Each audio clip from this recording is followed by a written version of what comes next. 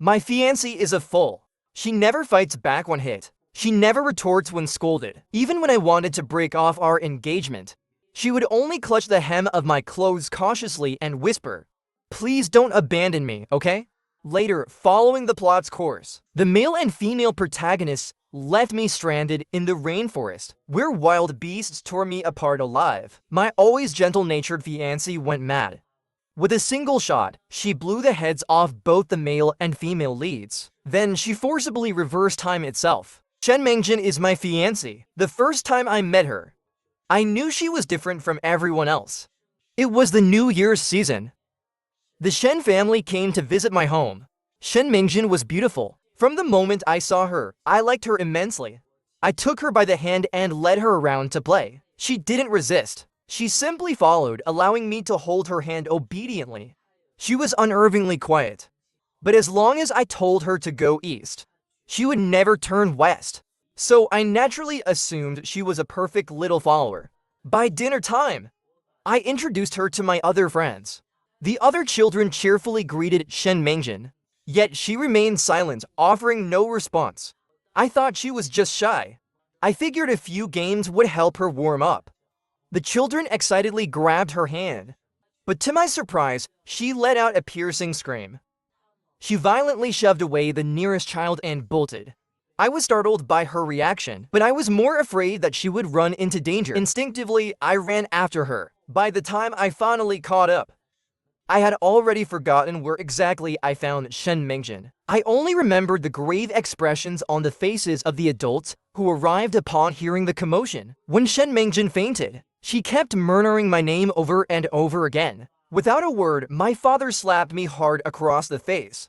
It was my punishment for triggering Shen episode, and it was at that moment that I first learned she was my fiancée. I was too young then. I didn't understand what fiancé meant. I only knew that it meant she would always be with me. But Shen, not only had she hurt my friends, she had also gotten me punished. I hated her.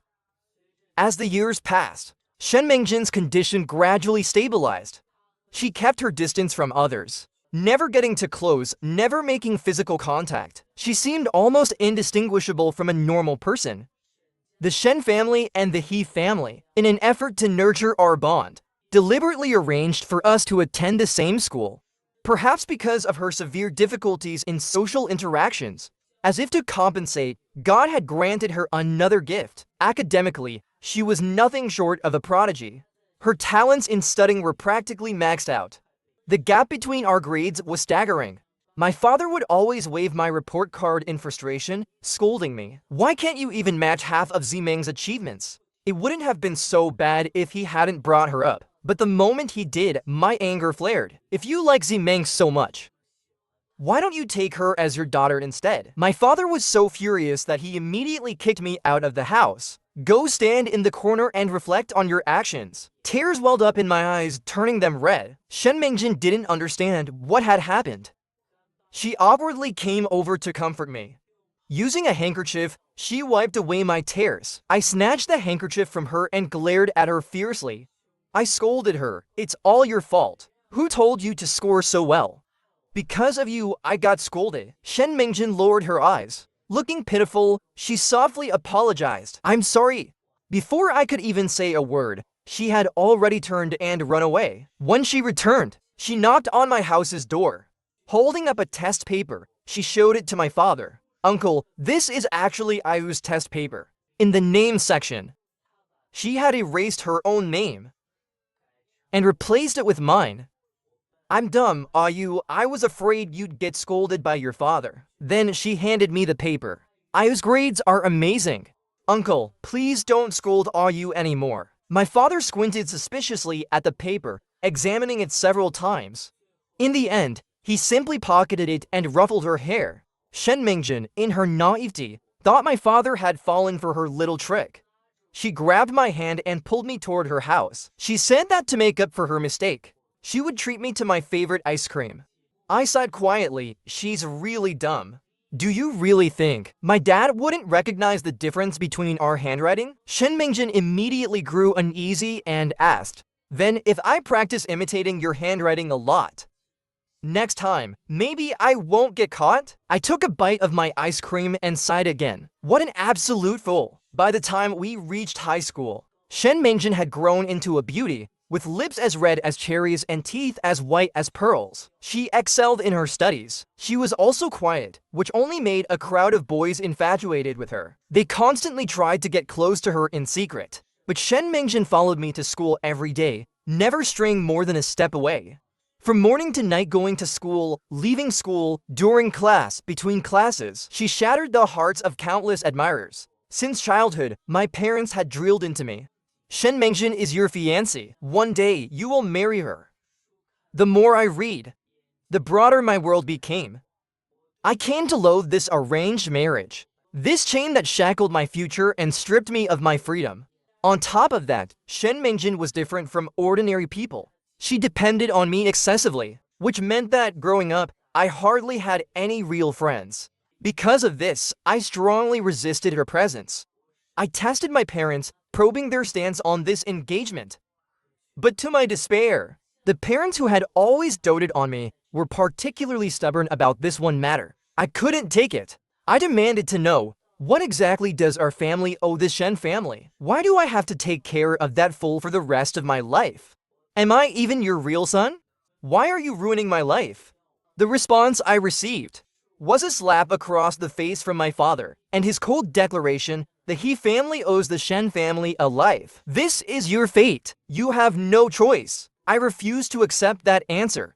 Why should I bear the burden of the previous generation's debt? The first act of rebellion I ever committed was changing my name. A well and a fish bound together, but I refuse to be tied to Shen Mingjin any longer. I changed my name, altering the U in it. Shen Mingjin didn't understand why I did it. She simply said, as long as Ayu is happy, that's all that matters. I wanted so badly to tell her, as long as you're tied to me, even for just a single day, I will never be happy. But then I saw her practicing, carefully writing the character for you, trying her best to make her you and mine equally beautiful. And in the end, I swallowed my words. I began deliberately distancing myself from Shen Mingjin. I adjusted my school schedule, coming and going at different times to avoid her. But Shen Mingjin was a fool. If I left for school early one day, the next day, she would wake up even earlier, standing outside my door, waiting for me. If I tried to shake her off, purposely dawdling so that we wouldn't walk together, she would simply wait. She was always there. No matter how hard I tried, I couldn't get rid of her. My silent protests against this engagement stagnated, never progressing to the next stage, until a transfer student arrived, and I saw a glimmer of opportunity. When the transfer student came, I had already ordered Shen Mingjin not to hover around me at school. As I had anticipated, the transfer student quickly noticed Shen Mingjin. He asked around, curious about her. He soon learned that she and I were close. So he approached me, asking me to pass a message. He wanted to meet Shen Mingjin after school. I won't deny it, when I heard that, a thought stirred in my mind. Since I couldn't end my engagement with Shen Mingjin, then perhaps I could make her fall for someone else. That way, Shen Mingjin would abandon me, as long as she no longer liked me. And since my family doted on her, our engagement would naturally come to an end. So I agreed to the transfer student's request. I even lied to Shen Mingjin. I told her to leave school an hour late after class, and to wait for me in the alley outside. Shen Mingjin, surprised that I had finally spoken to her at school after so long, was overjoyed. Without hesitation, she agreed. After school, just as I instructed, she took her time at her desk, slowly packing her things to stall for time. She always listened to me so obediently. I felt no guilt, and quickly left the school gates. But as I neared home, a sudden thought struck me. I remembered the way Shen Mingjin had looked at me before, her eyes rimmed red. She had asked Ayu, "Why have you been ignoring me lately? Did I make you angry? If I did, then hit me. Take it out on me." At the time, I had been frustrated with her weakness. Even clay figurines have a bit of spine. But she let me hit her, scold her, and still apologized. Now, though, a pang of guilt settled in my chest. I hated my parents for forcing me to marry Shen Mingjin, yet here I was, forcing her into a situation she never asked for, trying to push her toward a stranger. And I knew better than anyone that Shen Mingjin couldn't handle social interactions, that she would have an episode. In the end, wasn't I no different from my parents? No, perhaps I was even worse. I turned back, and just as I reached the alley, I saw her standing there. Shen Mingjin stood there foolishly, waiting for me. Before the transfer student could arrive, I grabbed her hand and took off running. She was overjoyed, because it had been so long since I last held her hand. When we were just one street away from home, I finally stopped. I looked at Shen Mingjin and said, "I almost sold you off just now." Before she could respond, I laid everything out. I told her I wanted to break off our engagement. Shen Mingjin froze in place. Her eyes slowly turned red. I softened my tone as much as I could. "You said before that you wanted me to be happy, right?" She clutched the hem of my clothes cautiously, her wet eyes looking up at me. "If we break off the engagement, will all you be happy? If that's the case, then can I make just one request? Please don't abandon me, okay? We won't get married. Ayu can do whatever he wants. I'll support him no matter what. As long as Ayu is happy, that's enough for me. But please, I don't ask for much. Just talk to me once or twice a day. If Ayu thinks I'm stupid, I'll try to change, okay?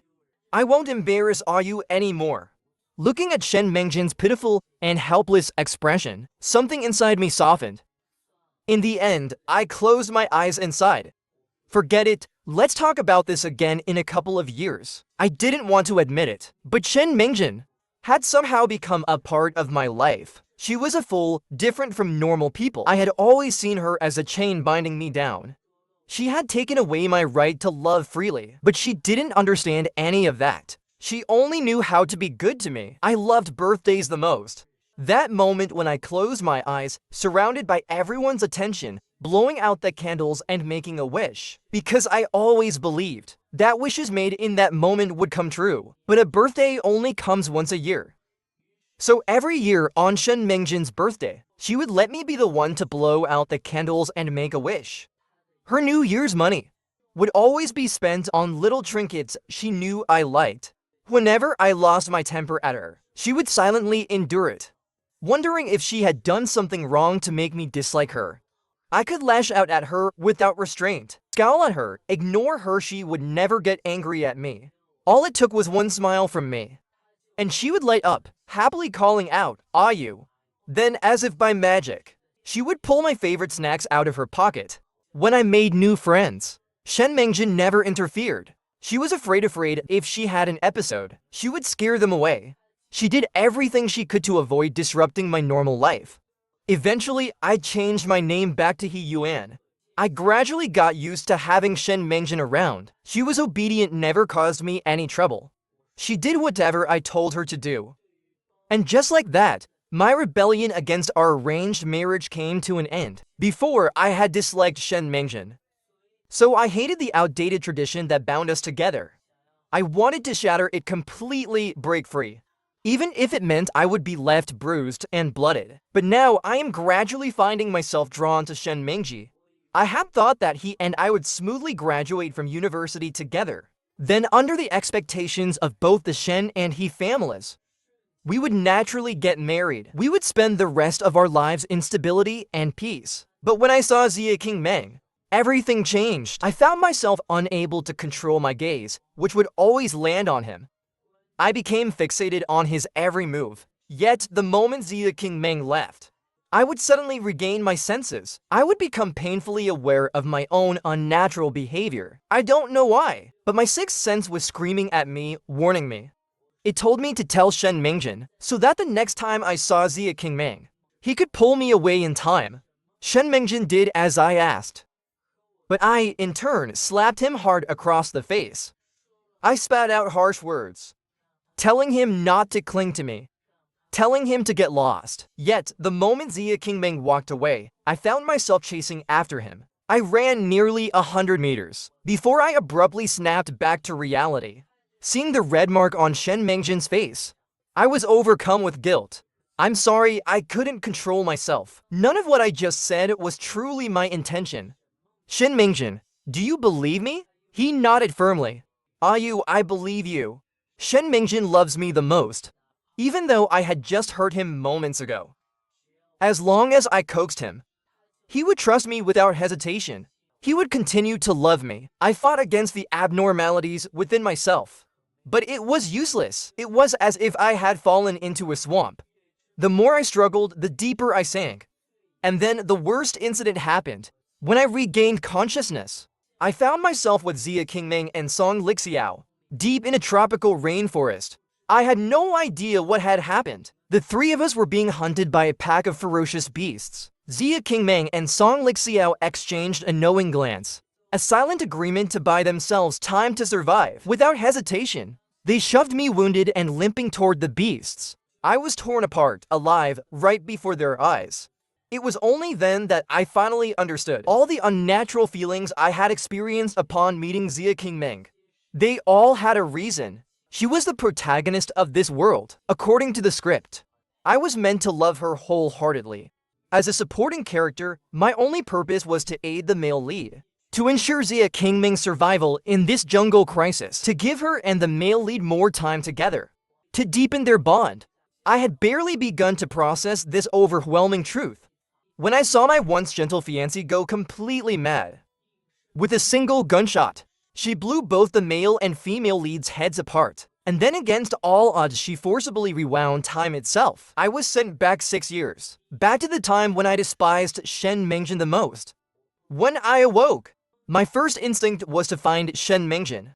I didn't dare think too deeply about it, about the despair he must have felt, knowing that I had been brutally torn apart. Nor could I bear to imagine what unimaginable price he must have paid to turn back time for me. But when I finally reached his house, I was met with the sight of movers hauling furniture away. Movers were going in and out, hauling away items from Shen Mingjin's house. I stood frozen on the spot, almost convinced that I had come to the wrong place. Refusing to accept it, I pulled out my phone, dialing the number I knew by heart. But when I called, an automated voice responded, "The number you dialed is no longer in service." Panic surged through me as I frantically searched for any way to contact Shen Mingjin. But before my very eyes, those contact details, one by one, began disappearing. I tried entering his account information, but the screen only displayed, "This account does not exist." Everything, every sign was screaming at me. Shen Mingjin had vanished from my world. I tried to reassure myself. This had to be some sort of temporal distortion caused by the time reversal. If I just waited a little while, everything would return to normal. Desperation clawed at me as I repeatedly checked my phone, pushed open the door next door, clinging to the hope of a miracle. But there was nothing. No matter what I tried, I had no way of reaching Shen Mingjin. The movers continued their work, packing and carrying boxes as if nothing had changed. Maybe it was the way my face had gone pale. But one of the movers kept glancing at me, unable to ignore my distress. Finally, he spoke. "Are you looking for someone? This family has already moved out." Something inside my mind snapped. I nearly lost my footing. My instinct was to run to escape this unbearable reality. I kept telling myself over and over again, "This has to be a joke." Like a coward, I fled back home. And when my parents returned home, I struggled to conceal my disheveled appearance. And as casually as I could, I asked, "Where did Shen Mingjin go?" "I didn't see him today." "You guys better not blame me later. Don't say that I lost him." I tried my best to slip back into the mindset of who I was 6 years ago. Tried to deceive myself. Tried to convince myself that everything I had been through was nothing more than a nightmare. And once I woke up, Shen Mingjin would still be there, waiting for me. My father glanced at me, then let out a cold chuckle. "Didn't you always hope to break off the engagement with Shen Mingjin? Well, congratulations. You got exactly what you wanted." The Shen family's business was thriving overseas. If not for the sake of fostering your relationship with Shen Mingjin, they never would have moved next door to us. But now that the engagement is off, they have no reason to stay here anymore. You ask where Shen Mingjin went? If this had been before, I would have fired back immediately, matching my father's sarcasm word for word. But this time, his biting tone didn't stir even the slightest ripple in my heart. All I could think was thank God. Shen Mingjin hadn't disappeared completely. It wasn't until my mother, unable to watch any longer, stepped in to mediate.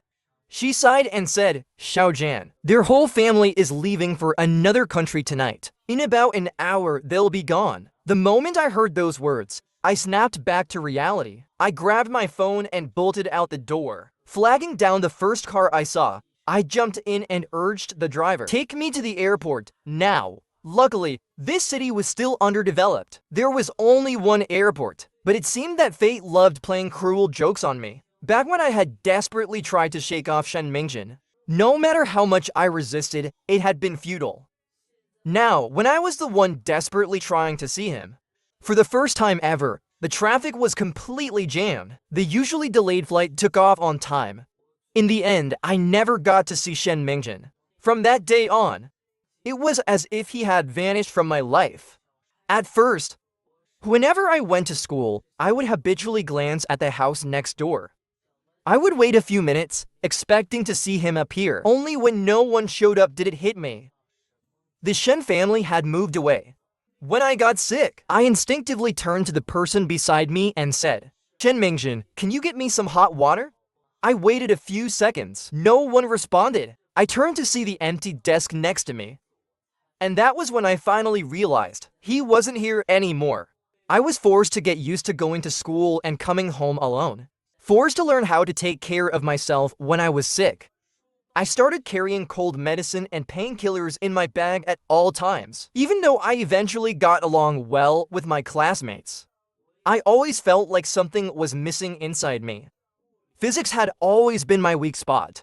Whenever I struggled with a problem, my first instinct had always been to ask Shen Mingjin. This time was no different. I encountered a problem I couldn't solve, but I clearly remembered. In my past life, I hadn't known how to solve it either. Shen Mingjin had explained it to me over and over again until I had finally understood. Because the solution was so complicated, the test question was obscure far beyond the usual scope. I had complained about it multiple times before. That was why this problem had left such a deep impression on me. Years later, after graduating from university and returning home for the new year, I happened to see a younger cousin working on the exact same problem. The moment I saw it, I solved it effortlessly. Feeling smug, I had boasted to Shen Mingjin, "See, I'm smart, aren't I?" Even after all this time, I still remember how to do it. But now, no matter how hard I tried, I couldn't recall the solution at all.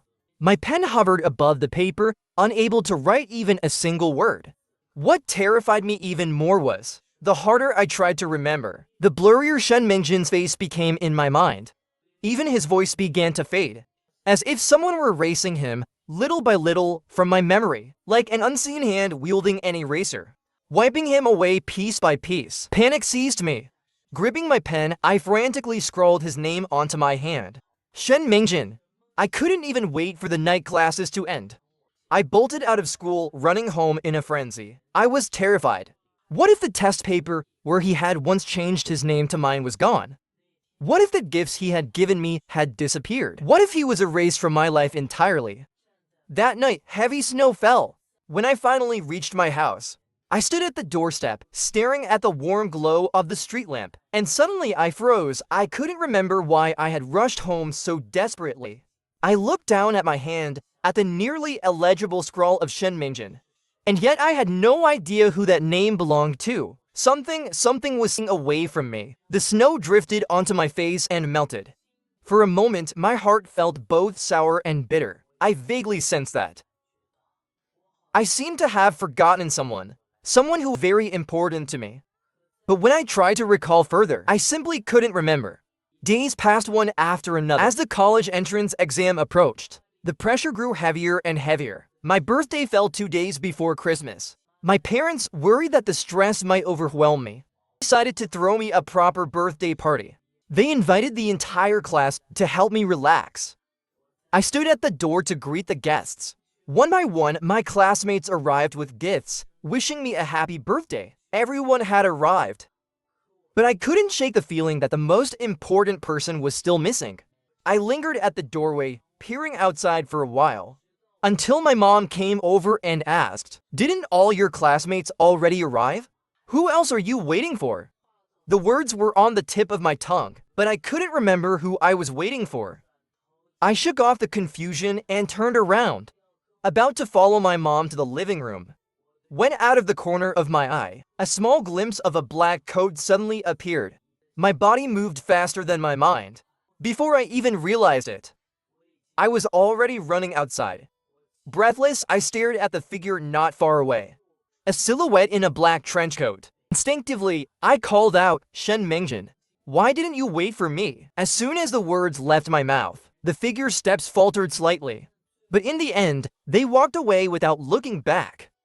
I wandered back home in a daze. My classmates were playing games, laughing, and chatting. While I couldn't help but think that I must have mistaken someone else earlier. But who exactly is Shen Mingjin? When my classmates sang the birthday song and asked me to make a wish, I inexplicably wished to see Shen Mingjin again. By the time the birthday party ended, it was already late. My parents arranged for a few drivers to take my classmates home, while I was left to tidy up the gifts they had given me. But to my surprise, I noticed there was one extra gift. Attached to it was a note, which read, "I hope Ayu stays happy every day." The character for you was written especially beautifully, as if the person had practiced it thousands of times. Almost instantly, tears welled up in my eyes. Choking back sobs, I asked my mom, "Do you know who Shen Mingjin is? Why can't I remember what she looks like?" My mom paused for a moment, then forced a smile and said, "Zijing, she's the daughter of your uncle Shen. You two met when you were kids. Why are you suddenly asking about her?" I muttered to myself, how could I have forgotten her? My mom casually added, "That child wasn't in good health. She also had serious psychological issues. She didn't stay in the country for long before moving abroad. You didn't spend much time together, so it's normal that you don't remember." Not much time together? But why does it feel like I've known her for years? I instinctively pressed further. Where does Shen Mingjin's family live now? I even came up with a rather clumsy excuse. I remember Shen Mingjin being really nice to me when we were kids. Our families seemed to get along well too. I want to go see her. My mom could tell I wasn't in my usual state of mind, so she didn't press further. After some searching on my phone, she found an address. "Your Aunt Shen invited us to visit her before, but we thought it might interfere with your college entrance exam preparations, so we didn't go. Here's the address. Get some rest now. You have school tomorrow." A sixth sense told me that this address was incredibly important to me. I couldn't forget it. I wrote it down in places I'd see often, set it as my phone wallpaper, and reminded myself constantly. This time, I wouldn't forget. Once the college entrance exam was over, I would go find her. After that day, I threw myself into my studies with single-minded focus. As soon as the exams ended, I booked the earliest flight to Bihu. After more than 10 hours of travel, the moment the plane landed, I hailed a taxi and headed straight to the address I had repeated countless times in my mind. But as I got closer, I began to feel a nervous hesitation. I checked my appearance repeatedly, and as I walked up to ring the doorbell, I even hesitated over whether to step forward with my left foot or my right foot first.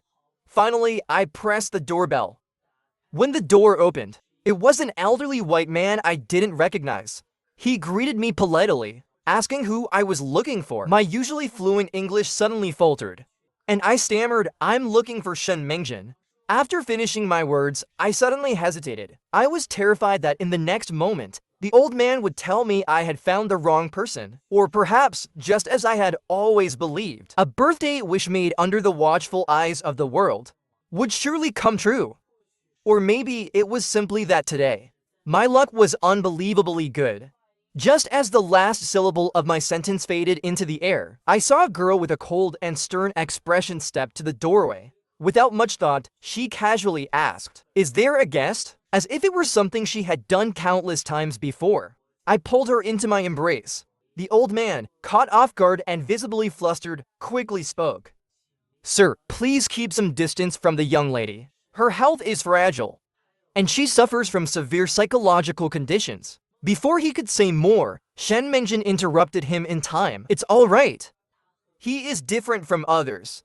Upon hearing these words, the old man chuckled. Then I won't disturb you any further. Once he walked away, I tightened my embrace around Shen Mengjin, my voice laced with a near grievance. Why don't you want me? The intimacy in my words spilled out before I could stop them, making her freeze for a brief moment. Then, in a flustered panic, she clung tightly to me, choking on her words. How could I possibly not want you, Ayu? I wasn't sure why. But hearing her say that, I felt even more sorrowful. Gently, I pushed her away, wanting to take a closer look at her. Yet the very moment I let go, I could distinctly feel her body suddenly stiffened. When I lifted my head to meet her gaze, the first thing I saw was the redness in her eyes. And in the corner of my vision, I noticed how clumsily she withdrew her trembling hand, as if she didn't know where to hide. In the end, she carefully tugged at the hem of my clothes, her voice trembling as she asked, Did I do something wrong? Did I make Auntie upset? What should I do? Please don't leave me. Suddenly, my childhood memories resurfaced vividly. Back when I told Shen Mengjin that I wanted to break off our engagement, she had reacted in the exact same way. Her eyes shimmered with tears, begging me not to abandon her. At that moment, the memories that had long faded from my mind came flooding back all at once. It took me a long while to fully process those long-lost recollections. Before I realized it, my face was drenched in tears. I stared at Shen Mengjin unwavering, and I said, I want to annul our engagement. The moment the words left my lips, her hands dropped to her sides. All color drained from her lips. She struggled to force a polite smile, lowering her eyes, not daring to meet my gaze. If that's what makes Ayu happy, she murmured. I suddenly grabbed her collar and pressed my lips against hers, icy cold to the touch, sealing away the words she had yet to finish. Shen Mengjin's eyes widened in shock. After a brief pause, I scolded her. Weren't you the one who took it upon yourself to break off the engagement? Then what's with that expression now? You look like I've bullied you or something. Shen Mengjin's gaze was pitiful. Ayu, I'm sorry, I thought. Before she could finish, she suddenly staggered back to steps, turning away from me as she coughed violently. And at that moment, I suddenly remembered what the old man had just said. Shen Mengjin, her health was poor. In my memories, aside from her severe psychological struggles, her difficulty interacting with strangers, and her distorted perception of emotions, she had always been physically healthy. So why in this second chance was Shen Mengjin now unwell? Instinctively, I stepped closer to her. Shen Mengjin seemed caught off guard by my approach. In a flustered panic, she hurriedly balled up a tissue in her hand and tossed it toward the trash bin. But she was too late. I saw it. The blood she had just coughed up.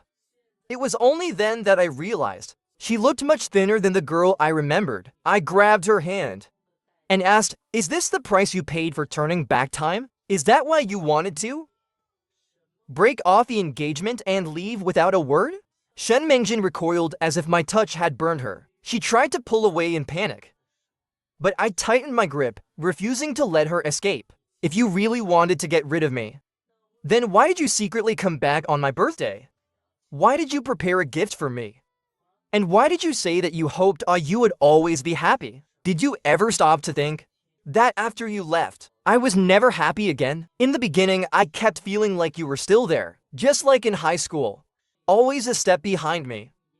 Never too close, never too far. Sometimes I would turn around and talk to you, say so much, talk on, and yet you never once answered. It was only then that I realized you were no longer by my side.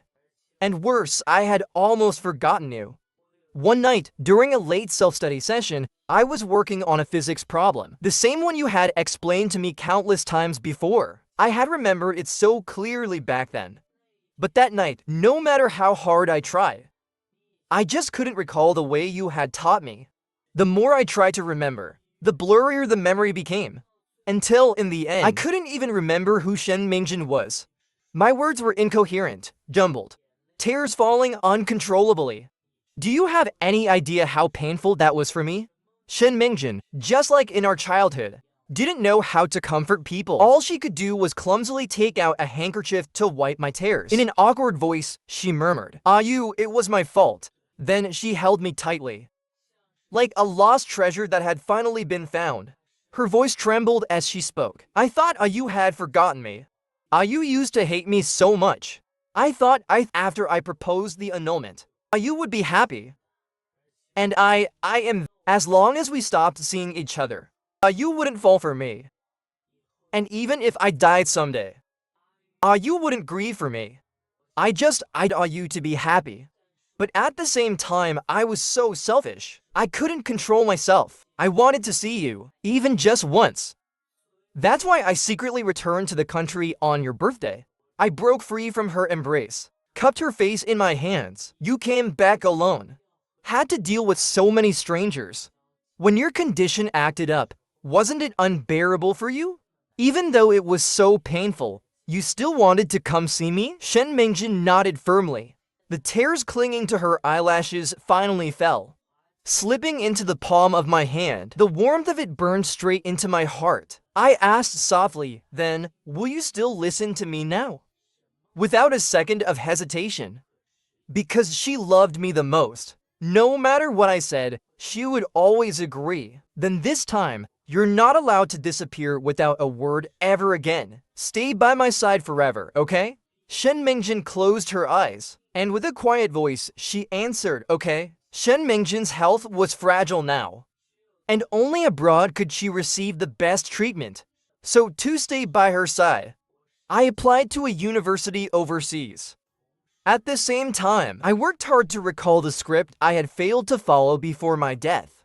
I tried to change the trajectory of my and Shen Mingjin's lives, so that it would never intersect with that of this world's protagonists. I thought that if I did this, I would never meet Xia Qingmeng and Song Min. If we never met, I wouldn't lose control and fall for Xia Qingmeng, and I could avoid the tragic ending. I could stay with Shen Mingjin forever, but I had underestimated this world's ability to correct deviations in the story. That day, I accompanied Shen Mingjin to the hospital for a follow-up. The doctor said she was doing slightly better than before, that if she kept up with the treatment, there was a possibility she could recover. Even after we left the hospital, I was still brimming with joy. Holding on to Shen Mingjin's hand, I chattered on and on. Once you're better, let's go to Iceland and watch the Northern Lights. Go to Quebec to see the maple leaves. Go to the desert to watch the sunset. You promised you have to see all these with me. Shen Mingjin listened to my plans with a smile in her eyes, completely focused on my words as passers-by brushed past us. But my voice suddenly caught in my throat, because I recognized the person who had just walked past us. It was Xia Qingmeng. I turned back to look at him, and as if sensing my gaze, he turned his head toward me. Then he pointed at Shen Mingjin standing beside me, a smile forming on his lips, as if to say, I found you both. In that instant, it felt as if my heart had stopped beating. A chill ran through my veins. I could hardly breathe. I was terrified that just like before, my subconscious would betray me, that I wouldn't be able to stop myself from watching his every move. Without hesitation, I grabbed Shen Mingjin's hand, pulled her into the car, and left that place immediately. Before, Shen Jia had hired for private doctors to visit the Shen family estate regularly for her checkups, but I worried that keeping her at home all the time would make her feel trapped. So I had insisted on taking her to her appointments myself, giving her a chance to breathe fresh air. But after running into Xia Qingmeng, I no longer dared to take Shen Mingjin outside. I was afraid that if I saw Xia Qingmeng again, I wouldn't be able to control myself, that I might do something that would hurt Shen Mingjin. So I reinstated the private doctor visits. As finals approached, I became busier. Coming home late at night had almost become the norm. Once, to finish a lab assignment, I didn't leave the laboratory until the middle of the night. Shen Mingjin, worried about my safety, had been waiting outside for me. I hurried over, took her hand, and we started walking back. But as luck would have it, we ran into Zia Qingming and Song Ming. I couldn't understand why, even after fleeing to the other side of the ocean, we still had to encounter them. This city was so big, with so many schools. Why did we have to run into them here, of all places? As if struck by a sudden panic, I quickly averted my gaze. Only after Zia Qingming and Song Ming had walked away did I finally realize something. This time, I hadn't acted on instinct, hadn't lost control of myself. It felt like I'd been hit by a stroke of luck, as if the heavens had dropped a gift into my lap. I thought I had finally broken free from the script, finally escaped my predetermined fate. I couldn't wait to tell Shen Mingjin about it. But in the next moment, my smile froze on my lips. I noticed Shen Mingjin's gaze fixed on Song Ming's back. That look was all too familiar to me, because it was the same way I used to look at Zia Qingming. Unable to help myself, I had always followed her every move. Suddenly, everything felt absurd. A thought flashed through my mind. Even after being reborn, it seemed like my fate and Shen Mingjin's had been swapped. I couldn't help but wonder. The price Shen Mingjin paid for reversing time was merely his health. It wasn't until Zia Qingming and her group had walked far away that Shen Mingjin suddenly snapped back to his senses, just like I had before. He immediately realized something was wrong. Panic-stricken, he called out to me, "Are you?" I swallowed the bitterness in my throat and gripped his hand tightly. "I know you can't control it. Come on, let's go home." From then on, both Shen Mingjin and I tried our best to avoid going out. We thought that if we just hid away in a corner of the world, we might find a moment of peace. At first, it worked, but fate seemed to be playing a cruel joke on us. Just when we thought the road ahead would open up into a brighter path, we realized it only led to a deeper abyss. During the holidays, my parents flew in to visit us. The moment I heard the doorbell ring, I ran eagerly to open the door. But in the very next second, Zia Qingming and Song Li's faces appeared before me. Behind them stood my parents. The smile froze on my face. I blocked the doorway, determined not to let Shen Mingjin catch even a glimpse of these two people. But in the next moment, my mother beamed and pulled Song Li closer. "Ah, you, don't you recognize her? She was your high school classmate. You two used to be so close. Who would have thought we'd run into each other in a foreign country? It must be fate. Isn't that right?" Song Li nodded gracefully, then turned her bright, knowing smile toward me. My blood felt like it had frozen in my veins. What high school classmate? There was no one named Song Li in my high school class. My parents were always busy with business trips, coming home late every night. They weren't familiar with my high school classmates at all.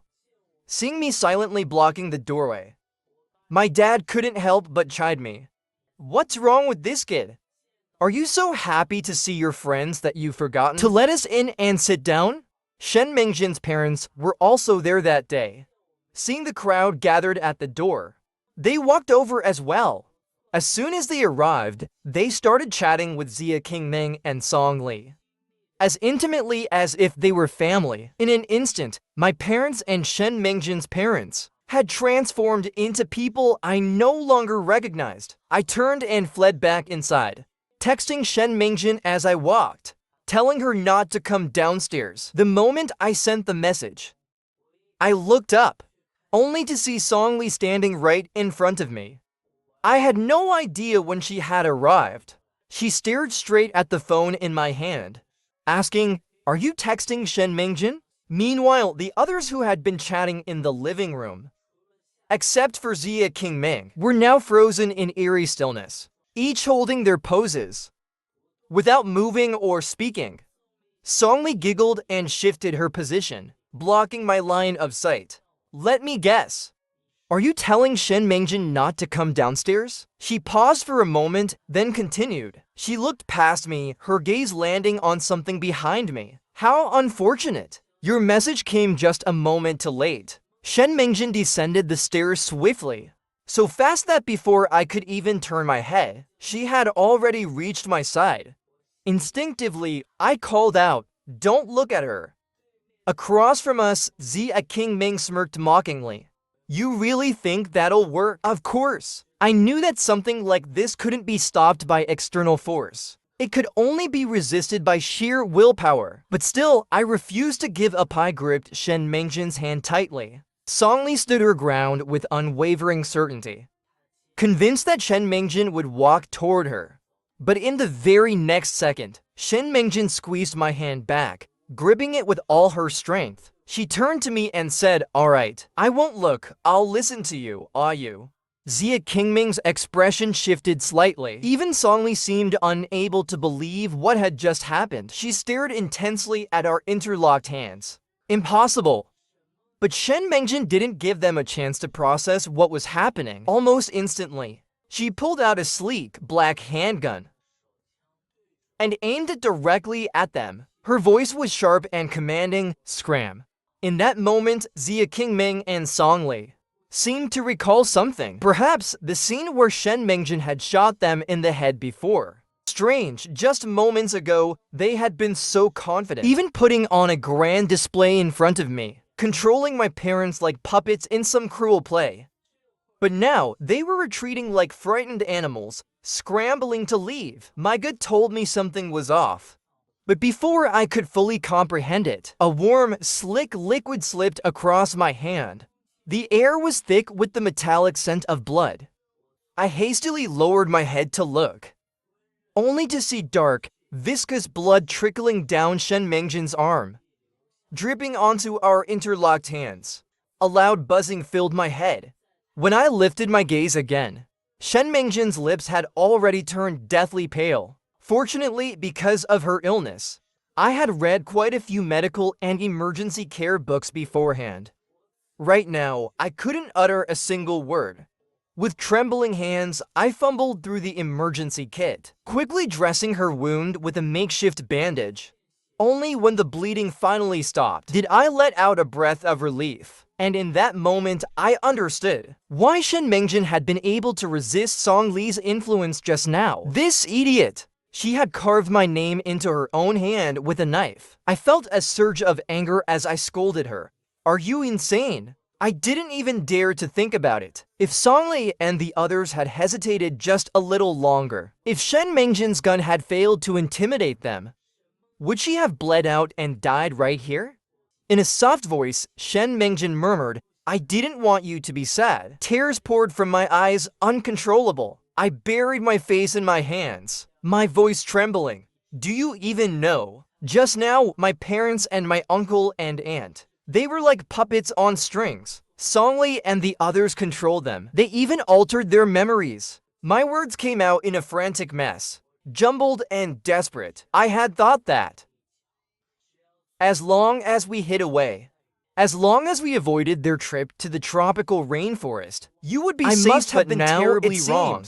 If just meeting with Shen Mengjin was enough for Songli and the others to manipulate our parents, to force me into letting them in, then what else would they do to ensure the storyline unfolds as planned? To complete the script, would they resort to using our parents' lives as leverage, forcing us to go to the tropical rainforest? And when that moment comes, could Shen Mengjin and I truly abandon our families, stay stubbornly within the safety zone, and watch our loved ones die? Neither of us could do it. What were we supposed to do? We were being dragged along by the tides of fate, slowly but surely returning to the predetermined path. Even in this second life, we were still powerless. Yet unexpectedly, Shen Mengjin remained eerily calm. I heard her say, "Don't worry, are you? I won't let anything happen to you." Her tone was strange, as if she had already foreseen everything, as if she had already made her decision. A wave of unease surged within me. I gripped the hem of her shirt, about to ask her something. But she moved first, placing her hand over my eyelids. In a voice as gentle as if she were coaxing a child, she whispered, "Sleep. When you wake up, everything will be alright." The moment those words fell, my eyelids became impossibly heavy. I struggled to stay awake, but still I lost consciousness against my will when I finally forced myself awake. Shen Mingjin was nowhere to be found. I unlocked my phone, intending to call Shen Mingjin, but then my eyes caught the date. Tomorrow was Kixi Festival. I remembered in my past life, I died on Kixi Festival. On that day, Shen Mingjin's number had disappeared from my phone. I tried entering it manually, but the moment I finished typing the full number, the digits vanished before my eyes, just like the moment I had first been reborn. But this time, I didn't panic. I calmly booked the last flight of the day to the tropical rainforest. On the way to the airport, I kept repeating Shen Mingjin's name in my mind. This time, I absolutely cannot forget. On the plane, I filled my notes app with his name over and over again. Halfway through the flight, I had a brief moment of confusion. Who is Shen Mingjin? The words in my notes suddenly warped, twisting unnaturally. It was as if they were about to disappear from the screen in the next second. Disappearance. The thought disappearance jolted something inside me. My fingers unconsciously pressed against the scar on my hand, a wound that had only recently scabbed over. The moment fresh blood seeped through, a sharp, unbearable pain pierced through my heart. In that exact second, I woke up. Memories of Shen Mingjin flooded back. Every single word he had ever spoken to me echoed vividly in my mind.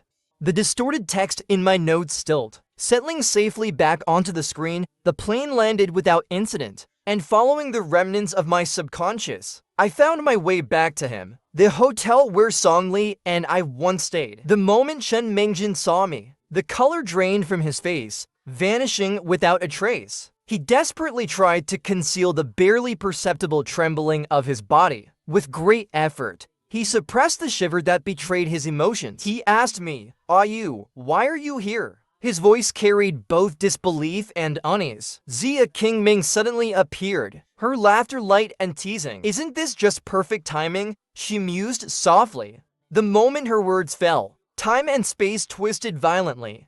The four of us were abruptly transported into a tropical rainforest. Shen Mingjin's lower leg was covered in blood. The roars of wild beasts echoed around us. In the blink of an eye, before I could react, Zia Qingming and Songli once again shoved me forward with ruthless force. Like a judgment passed without mercy, Zia Qingming's icy voice whispered in my ear, "Accept your fate." The moment the beast lunged at me, its fangs bared, Shen Mingjin hurled himself at me, knocking me aside. He was about to be torn apart alive. A searing pain clenched my jaw. Unwilling to accept this, I roared, "I do not accept this fate." Time itself came to a bizarre halt. The beast froze mid-leap, suspended in the air. Shen Mingjin, too, hung motionless, his body suspended in space. Songli's expression darkened, like still water under an overcast sky. The moment her fingers twitched, instinct took over, and I blurted, "Don't move." For a fleeting moment, Songli struggled against the invisible force, but her fingers stopped against her will. An eerie balance settled between us. A brilliant white light erupted in four directions. A warm, radiant glow hovered in the air, for transparent threads extended from our bodies. Plunging deep into the glowing entity, that sphere of light wavered unsteadily, drifting aimlessly. The moment I laid eyes on it, I realized it was the core of this world. But in the very next instant, everything vanished. Yet Songli's voice, like a venomous serpent, relentlessly pursued me. She asked, "Do you want to know? Why did your parents once say Hijiaqian and Shenjai were destined to die?"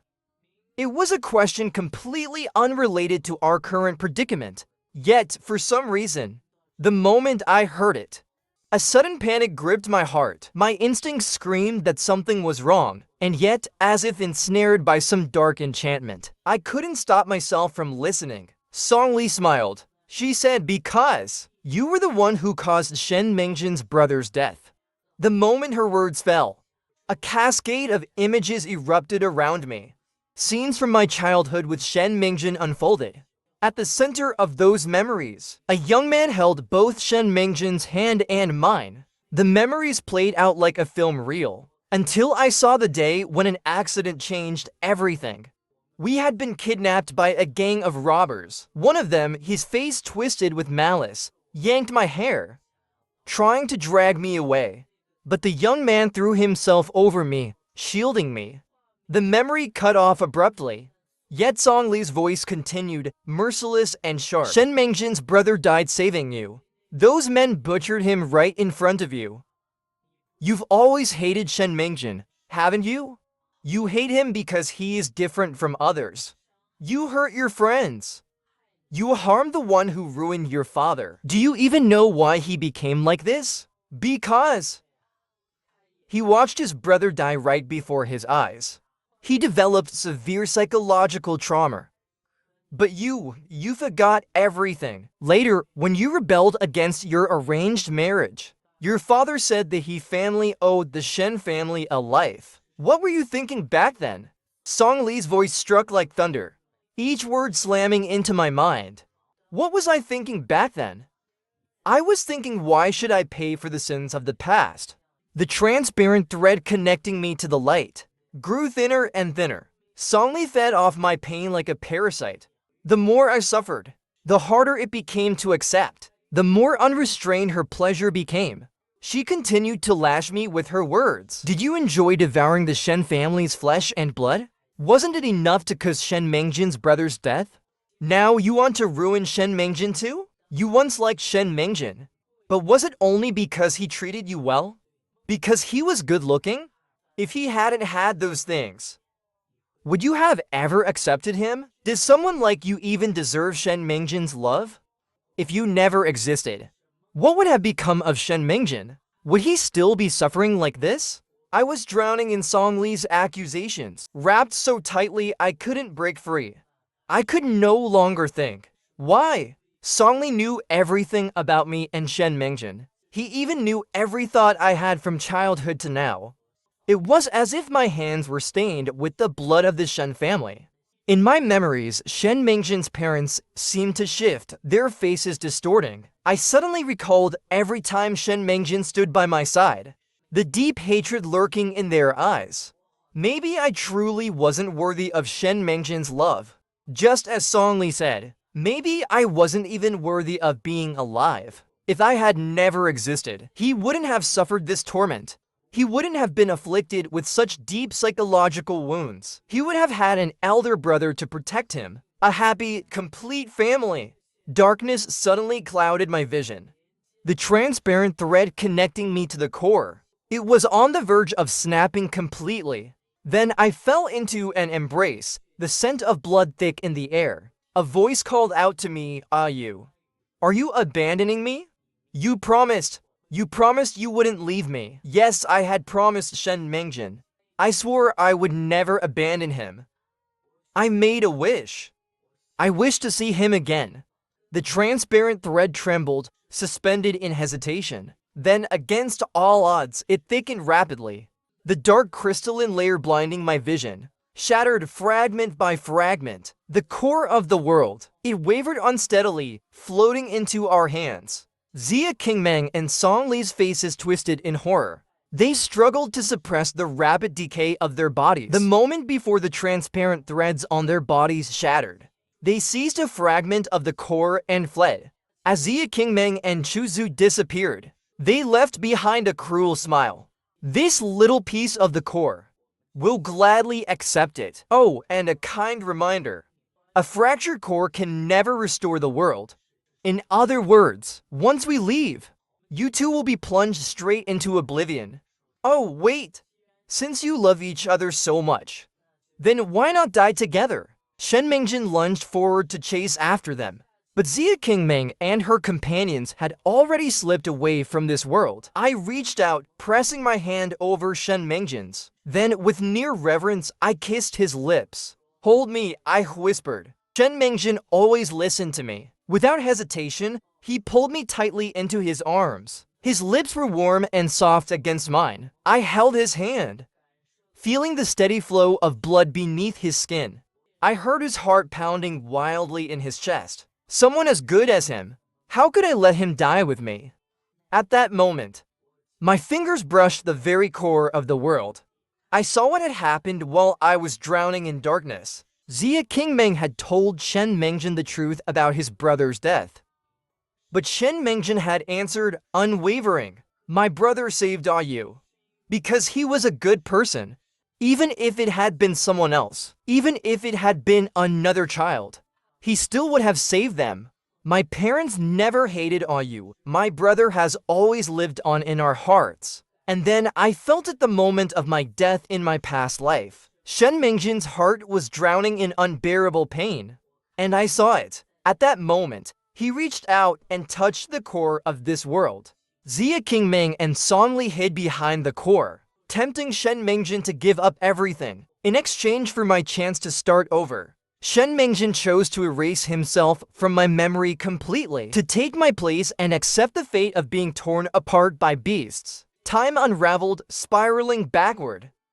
I saw Xia Qingming and Songli entering this world, their goal to steal its core. I saw that silent, gentle older brother, shielding me from the robbers with his own body. I saw myself at the Shen household, the day the older brother was supposed to take Shen Mengjin and me out to play. I hesitated, then I reached into the core, drawing a sliver of its power and placing it into my younger self. In that instant, my younger self clutched her head, murmuring, I feel dizzy.